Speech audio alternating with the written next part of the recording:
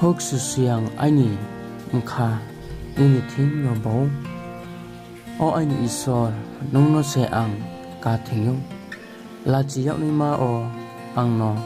tak lai sati stu rong no plai khia ani sa ka o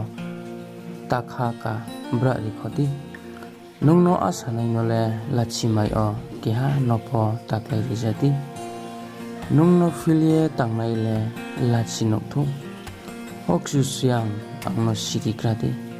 nini lama rong no ang hiyo nei ma no prongrati nini buima thai o hingi ye ang no prongrati ma hinke nongle ani isor te kho nai ha mi saldop thuri ye nongno asaye tongsami bodi ki sen khot ma chung tamai so nai isor jotana shraba ke to kinang joto share like subscribe and follow ke di channel no isor jotana shraba